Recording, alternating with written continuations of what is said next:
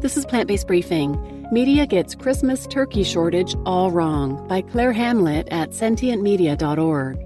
And I'm Marian Erickson, host of this curated content plant-based podcast for people short on time but curious about plant-based and vegan living. And today's article is from Sentient Media. They're a nonprofit news organization changing the conversation around animal agriculture across the globe.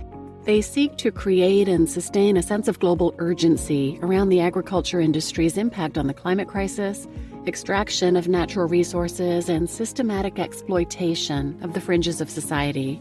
They're doing this through critical commentary, investigative journalism. They create resources, and they're strengthening the journalist and advocate community.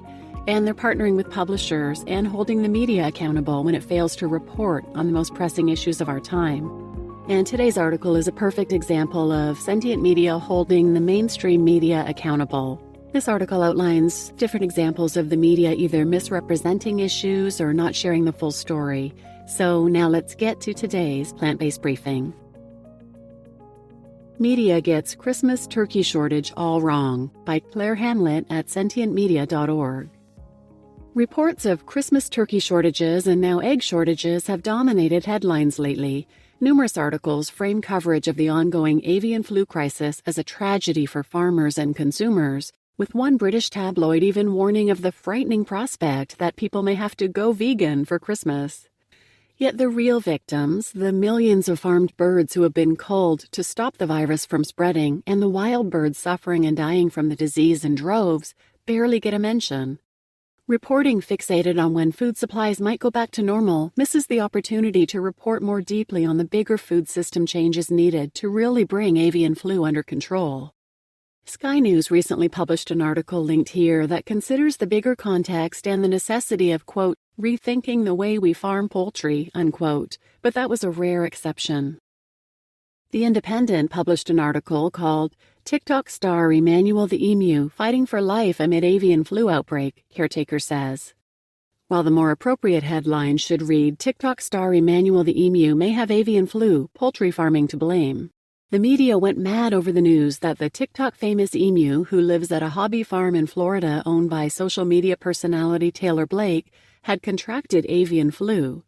Several aspects of the story were concerning and suspect, but one didn't get the pushback it should have. The Independent was just one of many news outlets that reported on the situation by sharing Blake's tweets, which blamed wild Egyptian geese for bringing avian flu to her farm. Not many people are aware of the dangers that wild birds pose to domesticated birds, she said, feeding into the false narrative that wild birds have caused the current global outbreak of highly pathogenic avian flu. Journalists ought to have pointed out that this deadly form of the virus actually originated in and spread through commercial poultry farms, and that wild birds, far from being responsible, have suffered the consequences of people's wish for cheap and plentiful meat. The Guardian published an article called Washington State Woman Survives Bear Attack by Punching Animal's Nose, while a more appropriate headline should read Washington State Woman Survives Bear Attack, Bear Killed and Cubs Orphaned.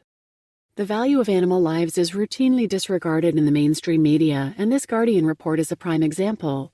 A woman fought off a bear who charged her while she was walking her dog, and the bear was later killed by wildlife officials, leaving behind two cubs who were, quote-unquote, captured. The story focuses entirely on the woman's condition, not even acknowledging the tragedy of two cubs being orphaned, or bothering to ask whether killing the bear was justifiable. The BBC shared a video called The Hidden Costs of a Vegan Diet, but they should add to that title, If You Live on Avocados and Chocolate. The short video takes an uneven look at the environmental footprint of vegan food. It focuses on some resource-intensive foods, nuts, avocados, and cocoa, even though these would not be the ingredients to replace meat in a vegan diet. It also highlights the transport emissions of importing fruit and vegetables without acknowledging that these foods still have a lower environmental footprint than locally sourced meat. It looks at the issue of subsistence farming in African and Asian countries, highlighting how crops are failing in these regions due to climate change, without mentioning that climate-induced heat stress is threatening livestock farming too. While it notes various benefits of a vegan diet, including that it is generally cheaper, it isn't a particularly useful analysis of its environmental impact. You just listened to Media Gets Christmas Turkey Shortage All Wrong by Claire Hamlett at sentientmedia.org. And I'm your host, Marian Erickson, and I think this is such a great article. I love how Sentient Media sheds light on the misreporting going on out there with animal agriculture.